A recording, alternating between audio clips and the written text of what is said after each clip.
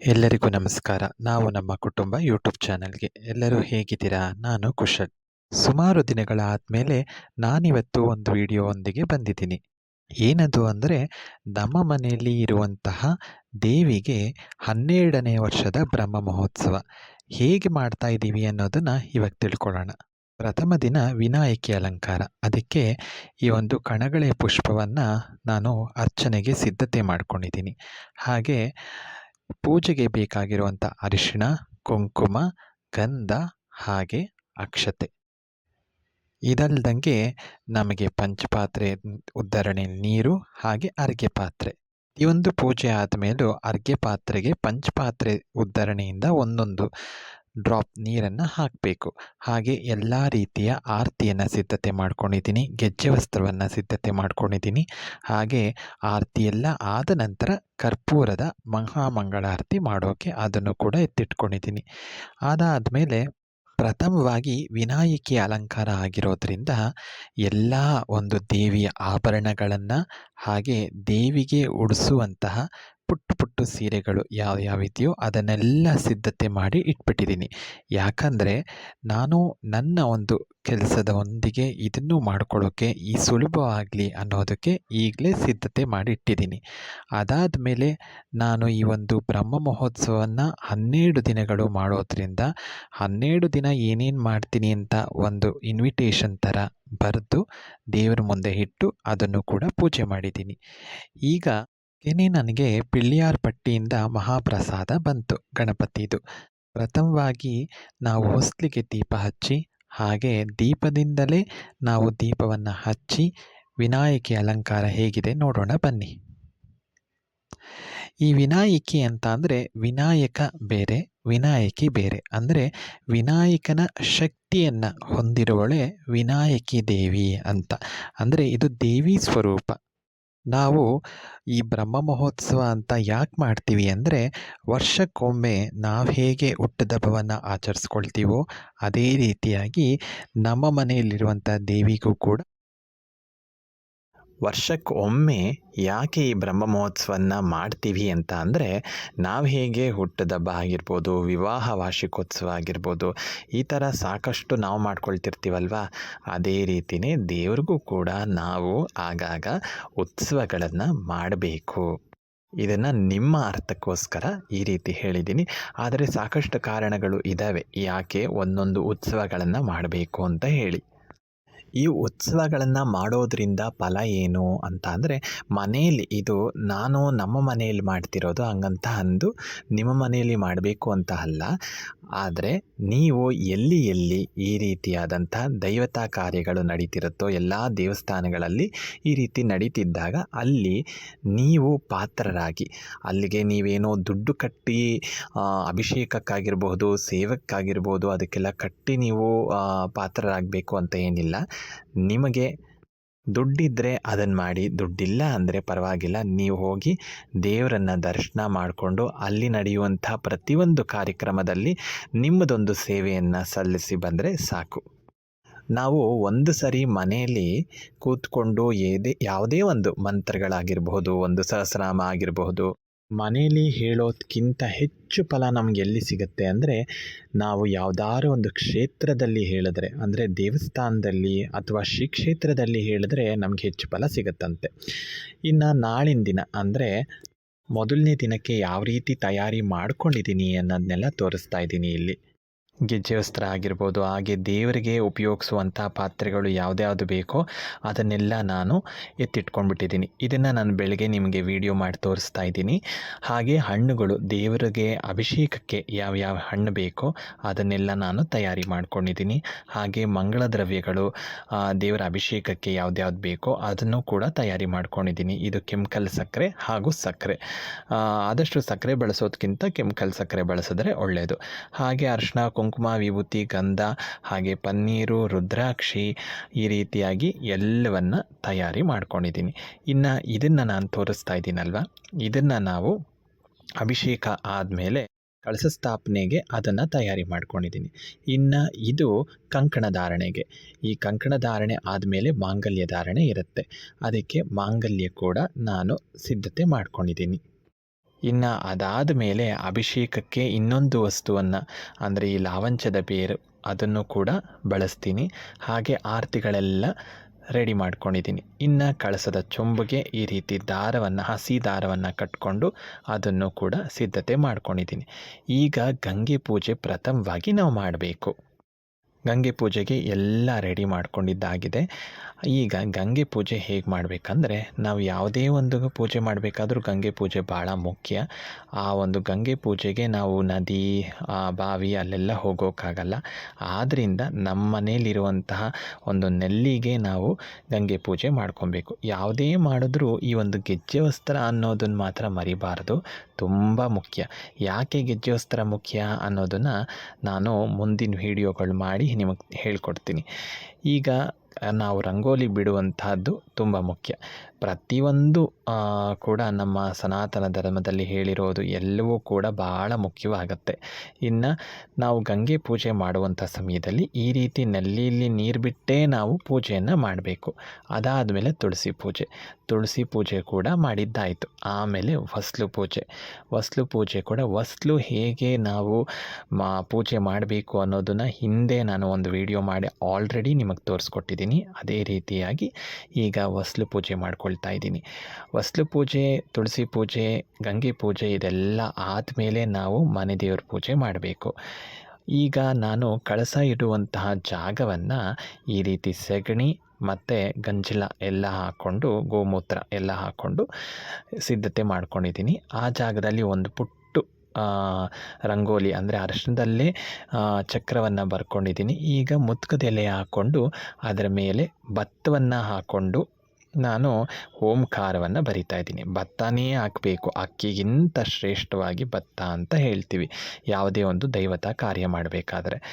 ಇದರಲ್ಲಿ ನಾವು ಈ ಒಂದು ಭತ್ತದ ಮೇಲೆ ಏನೇ ರಂಗೋಲಿ ಅದೆಲ್ಲ ಬಳಸೋದು ಬೇಡ, ಬೆರಳಲ್ಲೇ ನಾವು ಬರೆದ್ರೆ ಆಯಿತು. ಇಲ್ಲ ನವರತ್ನದ ಉಂಗುರ ಇದ್ದರೆ ಅದರಲ್ಲೂ ಕೂಡ ನೀವು ಬರಿಬೋದು. ಈ ರೀತಿ ಓಂಕಾರ ಆಗಿರ್ಬೋದು, ಈ ಥರ ಯಾವುದೇ ಒಂದು ಶ್ರೀಕಾರ ಆಗಿರ್ಬೋದು, ಶ್ರೀಮ್ ಆಗಿರ್ಬೋದು ಎಲ್ಲ ಬರಿಬೇಕು. ಕಳಸ ಇಡೋಕ್ಕೆ ಮುಂಚೆ ಅದರ ಮೇಲೆ ಅರಿಶಿನ, ಕುಂಕುಮ ಎಲ್ಲ ಹಾಕಿ ಯಂತ್ರ ಕೂಡ ಇಡ್ಬೋದು. ಯಾವುದಾರೋ ಯಂತ್ರ ನಿಮ್ಮಲ್ಲಿ ಇದ್ದರೆ, ಯಂತ್ರ ಇಲ್ಲ ಅಂದರೆ ಕಾಯಿನ್ ಇರುತ್ತಲ್ವ, ಶ್ರೀಚಕ್ರದ ಕಾಯಿನು, ಅದನ್ನು ಕೂಡ ಇಟ್ಟು ನಾವು ಒಂದು ಕಳಸವನ್ನು ಸ್ಥಾಪನೆ ಮಾಡ್ಬೋದು. ಯಾಕಂದರೆ ಯಂತ್ರ ಸ್ವರೂಪಿಣಿ ಕೂಡ ದೇವಿ ಆಗಿರ್ತಾಳೆ. ಸರ್ವ ಯಂತ್ರಾತ್ಮಿಕೆ, ಮಂತ್ರಾತ್ಮಿಕೆ, ತಂತ್ರಾತ್ಮಿಕೆ ಅಂತ ಎಲ್ಲ ಹೇಳ್ತೀವಿ. ಆದ್ದರಿಂದ ಯಂತ್ರವನ್ನು ಇಟ್ಟು ಕೂಡ ನೀವು ಕಳಸವನ್ನು ಸ್ಥಾಪನೆ ಮಾಡ್ಬೋದು. ಇಲ್ಲ ಯಂತ್ರವನ್ನು ಬರೆದು ಕೂಡ ಮಾಡ್ಬೋದು. ಇಲ್ಲ ಈ ರೀತಿಯಾಗಿ ಶ್ರೀಚಕ್ರದ ಕಾಯಿನ್ ಇದ್ದರೆ ಅದನ್ನು ಇಟ್ಟು ಮಧ್ಯದಲ್ಲಿ ಅದಾದ ಮೇಲೆ ಕಳಸವನ್ನು ಇಡೋದು. ಇನ್ನು ಕಳಸದ ಚೊಂಬಿಗೆ ನೀವು ಏನು ಹಾಕಬೇಕು ಅಂತ ಅಂದರೆ, ಯೂಶಲಿ ನಾವು ವರಮಹಾಲಕ್ಷ್ಮಿ ಯಾವುದೇ ಮಾಡಬೇಕಾದ್ರೂ ಸಿಂಪಲ್ಲಾಗಿ ನಾವು ಅರಿಶಿಣದ ಕೊಂಬು, ಬಟ್ಲಡಿಕೆ, ಈ ರೀತಿ 5 ರೂಪಾಯಿ ಕಾಯಿನ್. 5 ರೂಪಾಯಿ ಕಾಯಿನ್ ಯಾಕಂದರೆ ಅದು ಸ್ಟೀಲ್ ಆಗಿರೋದಿಲ್ಲ ಅದಕ್ಕೆ. ಅದಾದಮೇಲೆ ಲಾವಂಚದ ಬೇರು ಇದನ್ನು ಹಾಕಿ, ಅದಾದಮೇಲೆ ಬೆಳ್ಳಿ ಕಾಯಿನ್ ಕೂಡ ಬಳಸ್ಬೋದು ನೀವು. ಇಷ್ಟನ್ನು ಹಾಕಿದ್ರೆ ಸಾಕು. ಅದಲ್ದಂಗೆ ನೀವು ಗೋಡಂಬಿ, ಬಾದಾಮಿ, ದ್ರಾಕ್ಷಿ, ಖರ್ಜೂರ, ಅಂಜೂರ ಈ ರೀತಿಯಾಗಿ ಯಾವುದೂ ಕೂಡ ಬಳಸಬಾರ್ದು. ಕೊಳೆಯೋ ಪದಾರ್ಥಗಳು ಯಾವುದನ್ನು ಬಳಸಬಾರ್ದು. ನಾವು ಯಾವಾಗಲೂ ಪರಿಮಳಯುಕ್ತವಾಗಿರುವಂಥ ಪದಾರ್ಥಗಳನ್ನೆಲ್ಲ ಬಳಸ್ಬೋದು. ಅಂದರೆ ಈ ಪನ್ನೀರ್ ಆಗಿರ್ಬೋದು, ಈ ರೀತಿ ಯಾವುದೇ ದ್ರವ್ಯಗಳನ್ನು ಕೂಡ ಹಾಕ್ಬೋದು. ಲವಂಗ, ಏಲಕ್ಕಿ ಅಥವಾ ಗೋಮತಿ ಚಕ್ರ, ಕವಡೆ ಈ ರೀತಿ ಎಲ್ಲ ಹಾಕ್ಬೋದು. ಆಮೇಲೆ ಕಮಲದ ಬೀಜ ಎಲ್ಲವನ್ನು ಈ ರೀತಿ ಹಾಕ್ಬೋದು. ಅದು ವರಮಹಾಲಕ್ಷ್ಮಿ ಎಪಿಸೋಡಲ್ಲಿ ಇದೆ, ನೀವು ಬೇಕಾದ್ರೆ ಹೋಗಿ ಚೆಕ್ ಮಾಡಿ. ಅದಾದಮೇಲೆ ಮಾವಿನ ಸೊಪ್ಪು ಒಂದು ಕುಚ್ಚಿಡಬೇಕು. 5 ವೀಳ್ಯದೆಲೆ ಇಡಲೇಬೇಕು ಯಾವುದೇ ಪೂಜೆ ಮಾಡಬೇಕಾದ್ರೂ. ನಾವು ಕಳಸವನ್ನು ಸ್ಥಾಪನೆ ಮಾಡಾಗಿದೆ. ಈಗ ದೇವಿ ಕಂಕಣ ಧಾರಣೆಗೆ ಹೇಗೆ ಸಿದ್ಧತೆ ಆಗಿದ್ದಾಳೆ ನೀವು ನೋಡಿದ್ರಿ. ಕಳಸ ಕೂಡ ಹೇಗೆ ಸ್ಥಾಪನೆ ಆಗಿದೆ ಅನ್ನೋದು ನೋಡಿದ್ವಿ. ಇನ್ನು ಪ್ರಥಮವಾಗಿ ಮಹಾಗಣಪತಿ ಪೂಜೆ ಮಾಡದೇ ಇದ್ದರೆ ಯಾವ ಕಾರ್ಯ ಕೂಡ ನಮಗೆ ಮುಂದಕ್ಕೆ ಹೋಗೋಕ್ಕಾಗೋದಿಲ್ಲ. ಅದಾದಮೇಲೆ ದೇವಿಗೆ ಕಂಕಣ ಧಾರಣೆ, ಮೊದಲಿಗೆ ಗಣಪತಿಗೆ ಮತ್ತು ಅಮ್ಮನವರ ಒಂದು ಉತ್ಸವ ಮೂರ್ತಿ ಅಂತ ಒಂದು ಪುಟ್ಟ ಮೂರ್ತಿಗೂ ಕೂಡ ನಾವು ಕಂಕಣ ಕಟ್ಟಿದ್ದಾಗಿದೆ. ಈಗ ದೇವಿಗೆ ಕೂಡ ಕಂಕಣವನ್ನು ಧಾರಣೆ ಮಾಡ್ತಾ ಇದ್ದೀವಿ. ಈ ಉತ್ಸವ ಮೂರ್ತಿ ಯಾಕೆ ಅಂದರೆ, ಉತ್ಸವ ಮಾಡ್ತೀರಾ ಮನೆಯಲ್ಲಿ ಅಂತ ಅಲ್ಲ. ಏನಕ್ಕೆ ಅಂದರೆ ದೇವಿ ಈ ಒಂದು 12 ದಿನಗಳು ಕೂಡ ಒಂದೊಂದು ಅವತಾರದಲ್ಲಿ ಇರ್ತಾಳೆ. ಬ್ರಾಹ್ಮಿ, ಮಾಹೇಶ್ವರಿ, ಕೌಮಾರಿ, ವೈಷ್ಣವಿ, ವಾರಾಹಿ, ಇಂದ್ರಾಣಿ, ಚಂಡಿಕೆ, ಅಭಿಷೇಕ ಅಂತ ಸಪ್ತಮಾತೃಕೆಯರ ರೂಪದಲ್ಲಿದ್ದಾಗ ದೇವಿಯ ಮೂಲ ಮೂರ್ತಿ ಅಂದರೆ ಮೂಲ ಸ್ವರೂಪವಾಗಿ ಈ ಒಂದು ಉತ್ಸವ ಮೂರ್ತಿ ಇರುತ್ತೆ. ಅದಕ್ಕೊಂದು ಪೂಜೆ ನಿತ್ಯ ಸಲ್ಲಿಸಬೇಕು. ಅದಕ್ಕಾಗಿ ನಾವು ಈ ಒಂದು ಮೂರ್ತಿಯನ್ನು ಇಡಬೇಕಾಗತ್ತೆ. ಈ ರೀತಿ ಕಂಕಣಧಾರಣೆ, ಕಂಕಣವನ್ನು ಯಾವುದೇ ಒಂದು ನಾವು ಈ ರೀತಿ ಕಟ್ಟುವಂಥ ಸಂದರ್ಭ ಬಂದಾಗ 3 ಗಂಟನ್ನು ಹಾಕಬೇಕು. ಬ್ರಹ್ಮಮುಡಿ ಅಂತ ಕರಿತೀವಿ. ಇದನ್ನು ಹಾಕಿದ್ರೇ ಆ ಒಂದು ಪೂಜೆ ಪೂರ್ಣವಾಗೋದು. ಆದ್ದರಿಂದ 3 ಗಂಟನ್ನ ಹಾಕಿ ಅದಾದಮೇಲೆ ನೀವೇನು ಎಕ್ಸ್ಟ್ರಾ ಗಂಟೆಲ್ಲ ಹಾಕೋ ಅವಶ್ಯಕತೆ ಇರೋದಿಲ್ಲ. ಇದಾದ ಮೇಲೆ ದೇವಿಗೆ ಮಹಾಭಿಷೇಕ ನಡೆಯುತ್ತೆ. ಈ ಮಹಾಭಿಷೇಕ ಹೇಗೆ ನಡೆಯುತ್ತೆ, ಹೇಗೆ ಮಾಡಿದ್ದೀವಿ, ಇದನ್ನೆಲ್ಲ ಕೂಡ ನೋಡ್ಕೊಂಡು ಬರೋಣ. ಈ ಮಹಾಭಿಷೇಕದಲ್ಲಿ ಪಂಚಾಮೃತ ಅಭಿಷೇಕ ಹಾಗೆ ಮಂಗಳ ದ್ರವ್ಯ ಅಭಿಷೇಕ ಎಲ್ಲ ನೋಡೋಣ ಬನ್ನಿ. ಯಾವುದೇ ಒಂದು ದೇವತಾ ಅಭಿಷೇಕ ಮಾಡೋಕ್ಕೆ ಮುಂಚೆ ನಾವು ವಸ್ತ್ರವನ್ನು ಹಾಕಿ ಅಭಿಷೇಕ ಮಾಡಬೇಕು. ಅದು ದೇವಿ ಮೂರ್ತಿ ಆಗಿರ್ಬೋದು ಅಥವಾ ಭಗವಂತನ ಮೂರ್ತಿ ಆಗಿರ್ಬೋದು. ಪ್ರಥಮವಾಗಿ ನಾವು ಧೂಪ ದೀಪವನ್ನು ಮಾಡಿ ಆನಂತರ ಅಭಿಷೇಕ, ಅದರಲ್ಲಿ ಗಂಗೆಯನ್ನೇ ಪ್ರಥಮವಾಗಿ ಅಭಿಷೇಕ ಮಾಡಬೇಕು. ಗಂಗೆ ಚ ಯಮುನೆ ಚೈವ ಗೋದಾವರಿ ಸರಸ್ವತಿ ನರ್ಮದಾ ಸಿಂಧು ಕಾವೇರಿ ಜಲೇಸ್ಮಿನ್ ಸನ್ನಿಧಿಂ ಕುರು. ಹಾಗೆ ಜಾನುಪುತ್ರಿಂ ನದಿಂ ಶ್ರೇಷ್ಠಾಂ ಶುಭ್ರಾಂ ಮಕರವಾಹಿನಿ ದಿಭುಜಾಂ ಪದ್ಮಕುಂಭಾಢ್ಯಂ ಗಂಗಾ ಮಾತಾ ಭಜಾಮ್ಯಮಂ ಅನ್ನೋ ಒಂದು 2 ಮಂತ್ರ, ಗಂಗೆ ಮಂತ್ರ ಹಾಗೆ ಎಲ್ಲ ಒಂದು ನದಿಗಳ ಮಂತ್ರ ಇದಾಗಿದೆ. ನಾವು ಪ್ರತಿದಿನ ಸ್ನಾನ ಮಾಡಬೇಕಾದ್ರೂ ಈ ಒಂದು ಮಂತ್ರವನ್ನು ಹೇಳಿ ಸ್ನಾನ ಮಾಡೋದು ತುಂಬ ಒಳ್ಳೆಯದು. ಹಾಗೆ ಅಭಿಷೇಕ ಮಾಡಬೇಕಾದ್ರೂ ಹೇಳಿ ಮಾಡೋದು ತುಂಬ ಒಳ್ಳೆಯದು. ಇನ್ನು ಕ್ಷೇತ್ರಕ್ಕೆ ನಾವೇನಾದರೂ ಹೋದರೆ, ಅಂದರೆ ಯಾವುದೇ ಒಂದು ಕ್ಷೇತ್ರಕ್ಕೆ ಹೋದರೆ ಆದಷ್ಟು ದೇವರ ಅಭಿಷೇಕ ಆಗುವಂತಹ ಸಮಯದಲ್ಲಿ ವಿಡಿಯೋವನ್ನು ಮಾಡೋದು ತುಂಬ ತಪ್ಪು. ಆದಷ್ಟು ಅದನ್ನು ಕಡಿಮೆ ಮಾಡಿ. ಅವರೇ ವಿಡಿಯೋವನ್ನು ಪ್ರಸಾರ ಮಾಡ್ತಿದ್ರೆ ಅದನ್ನು ನೋಡೋದು ಒಳ್ಳೆಯದು. ಆದರೆ ನೀವು ವಿಡಿಯೋ ಮಾಡ್ಕೊಳ್ಳೋಕೆ ಹೋಗೋದು ಬೇಡ. ಯಾಕಂದರೆ ಅವರು ಏನಕ್ಕೆ ಪ್ರಸಾರ ಮಾಡ್ತಿರ್ತಾರೆ, ಇವಾಗ ನಾನು ಏನಕ್ಕೆ ಇದನ್ನು ಒಂದು ತೋರಿಸ್ತಾ ಇದ್ದೀನಿ ಅಂದರೆ ಎಲ್ಲರಿಗೂ ಈ ದರ್ಶನದ ಭಾಗ್ಯ ಸಿಗಲಿ ಅನ್ನೋ ಕಾರಣಕ್ಕೆ. ನೀವು ಕೂಡ ಅವರೇ ಅಪ್ಲೋಡ್ ಮಾಡ್ತಾರೆ ಯಾವುದಾದ್ರೂ ಒಂದು ಸೋಷಲ್ ಮೀಡಿಯಾದಲ್ಲಿ. ಸೊ ಅದನ್ನು ಚೆಕ್ ಮಾಡ್ಕೊಳ್ಳಿ. ನೀವೇ ವಿಡಿಯೋ ಮಾಡ್ಕೊಳ್ಳೋದು ಬೇಡ ಅಂತ ಅನಿಸುತ್ತೆ. ಯಾಕೆ ಅಂದರೆ ನಾವು ಸ್ನಾನ ಮಾಡಬೇಕಾದಾಗ ಯಾರಾದರೂ ವಿಡಿಯೋ ಮಾಡಿದ್ರೆ ಅದು ಚೆನ್ನಾಗಿರಲ್ಲ ಅಲ್ವಾ? ಅದೇ ರೀತಿ ದೇವತಾ ಅಭಿಷೇಕ ನಡಿಬೇಕಾದ್ರೆ ಆ ರೀತಿ ವಿಡಿಯೋ ಹೆಚ್ಚೆಚ್ಚು ಜನ ಮಾಡೋದು ಸರಿಯಿಲ್ಲ. ಅವರೇ ಮಾಡಿ ಒಂದು ಅಪ್ಲೋಡ್ ಮಾಡೋದು ಸಾಕು ಅಂತ ನನಗನ್ಸುತ್ತೆ. ಸೊ ಅದನ್ನು ನೀವು ಕೂಡ ಫಾಲೋ ಮಾಡ್ತೀರಾ ಅಂತ ಅಂದ್ಕೊಳ್ತೀನಿ. ಹೀಗೆ ಯಾವ್ಯಾವ ಅಭಿಷೇಕ ಮಾಡಿದ್ರೆ ಏನೇನು ಫಲ ಅನ್ನೋದನ್ನು ನಾನು ಆಲ್ರೆಡಿ ಹಿಂದಿನ ವಿಡಿಯೋದಲ್ಲಿ ತಿಳಿಸ್ಕೊಟ್ಟಿದ್ದೀನಿ. ನೀವು ಹೋಗಿ ಚೆಕ್ ಮಾಡಿ. ಯಾವ್ಯಾವ ಅಭಿಷೇಕ ಮಾಡಿದ್ರೆ ನಮಗೆ ಏನೇನು ಫಲ ಸಿಗುತ್ತೆ, ಈ ಪಂಚಾಮೃತ ಅಭಿಷೇಕ ಆಗಿರ್ಬೋದು, ಹಾಲು ಅಭಿಷೇಕ, ಮೊಸರು, ತುಪ್ಪ, ಅದಾದಮೇಲೆ ಜೇನುತುಪ್ಪ, ಸಕ್ಕರೆ, ಈ ರೀತಿಯಾಗಿ ಎಲ್ಲ ಒಂದು ಅಭಿಷೇಕಗಳಿಂದ ಫಲವಿಲ್ಲದೆ ನಾವು ಅಭಿಷೇಕ ಮಾಡೋದಿಲ್ಲ ಅಲ್ವಾ? ಆದ್ದರಿಂದ ಎಲ್ಲ ಅಭಿಷೇಕ ಕೂಡ ಒಂದೊಂದು ಫಲ ಇರುತ್ತೆ. ಇನ್ನು ಸಾಕಷ್ಟು ಜನಕ್ಕೆ ಏನಿರುತ್ತೆ ಅಂದರೆ ಅಷ್ಟೊಂದು ಹಾಲನ್ನ ನಾವು ದೇವರಿಗೆ ಒಯ್ದುಬಿಡ್ತೀವಿ, ವೇಸ್ಟ್ ಆಗುತ್ತಲ್ಲ ಅನ್ನೋ ಒಂದು ಭಾವನೆ ಇದ್ದರೆ ಅದಕ್ಕೆ ಒಂದು ಮಾತನ್ನು ಹೇಳಬೇಕಂದ್ರೆ, ಭಗವಂತ ಅನ್ನೋನನ್ನು ನಾವು ಪ್ರಥಮವಾಗಿ ನಂಬಬೇಕು. ಆವಾಗ ಈ ಯಾವುದು ಅನುಮಾನಗಳು ಇರೋದಿಲ್ಲ. ಅನುಮಾನಗಳು ಇದ್ದರೆ ನಮಗೆ ಯಾವ ಕಾರ್ಯ ಕೂಡ ಆಗೋದಿಲ್ಲ. ಅನುಮಾನಂ ಪೆದ್ದ ರೋಗಂ ಅಂತ ಹೇಳ್ತಾರೆ. ಅಂದರೆ ದೊಡ್ಡ ರೋಗ ಅಂದರೆ ಅನುಮಾನ ಅಂತ. ಆದ್ದರಿಂದ ಅನುಮಾನವನ್ನು ಬಿಟ್ಟರೆ ನಂಬಿಕೆ ಅನ್ನೋದಿದ್ದರೆ ನಿಜವಾಗ್ಲೂ ದೇವರು ಇದ್ದೇ ಇರ್ತಾನೆ. ನಂಬಿಕೆನೇ ಜೀವನ ಆಗಿರೋದ್ರಿಂದ ನಂಬಬೇಕು.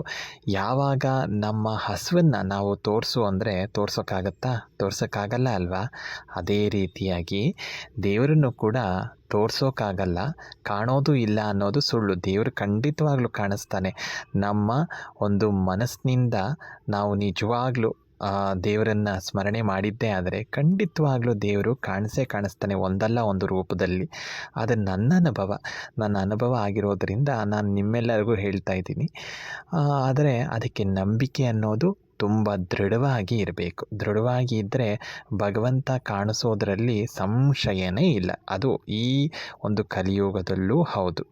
ನಾನು ಸುಮಾರು ವಿಡಿಯೋಗಳಲ್ಲಿ ಹೇಳಿದ್ದೀನಿ, ಗೊತ್ತಿರೋರಿಗೆ ಗೊತ್ತಿರುತ್ತೆ. ಆದರೆ ಮತ್ತೊಮ್ಮೆ ಹೇಳೋದೇನೆಂದರೆ, ನೀವು ಯಾವುದೇ ಒಂದು ದೇವಸ್ಥಾನಕ್ಕೆ ಅಭಿಷೇಕಕ್ಕೆ ಕೊಟ್ಟಿದ್ದರೆ ನೀವು ನೋಡೋಕೆ ಹೋದರೆ ಮಾತ್ರ ಅಭಿಷೇಕಕ್ಕೆ ಕೊಡಿ, ಅಥವಾ ಅಭಿಷೇಕಕ್ಕೆ ಕೊಡುವಂಥ ಅವಶ್ಯಕತೆ ಇಲ್ಲ. ನೀವು ನೋಡೋಕೆ ಹೋಗೋಲ್ಲ ಅಂತ ಅಂದರೆ ಬರೀ ಪ್ರಸಾದ ಈಸ್ಕೊಳ್ಳೋಕ್ಕೆ ಮಾತ್ರ ಹೋಗೋ ಹಾಗಿದ್ದರೆ, ಸಮಯ ಇಲ್ಲ, ನಾನು ಆಫೀಸ್ಗೆ ಹೋಗಬೇಕು, ಬೆಳಿಗ್ಗೆ ನಾನು ಅಭಿಷೇಕಕ್ಕೆ ಬರ್ಸಿದ್ದೀನಿ, ಆಮೇಲೆ ಸಂಜೆ ಹೋಗಿ ಪ್ರಸಾದ ಈಸ್ಕೊಳ್ಳೋಣ ಅನ್ನೋ ರೀತಿ ಇದ್ದರೆ ನೀವು ಆ ಅಭಿಷೇಕ ಮಾಡಿಸೋ ಅಗತ್ಯ ಇರೋದಿಲ್ಲ ಅನಿಸುತ್ತೆ.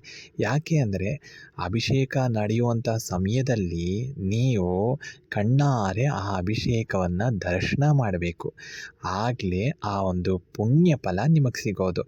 ಸುಮ್ಮನೆ ಹೋಗಿ ಪ್ರಸಾದ ಈಸ್ಕೊಳ್ಳೋದ್ರಿಂದ ಏನು ಪ್ರಯೋಜನ ಇಲ್ಲ. ಆದ್ದರಿಂದ ನಿಮಗೆ ಕೂತ್ಕೊಳ್ಳೋಕೆ ಆದಾಗಲೇ ನೀವು ಸಮಯ ಮಾಡಿಕೊಂಡು ಅಭಿಷೇಕಕ್ಕೆ ಕೊಡೋದು ತುಂಬ ಒಳ್ಳೆಯದು.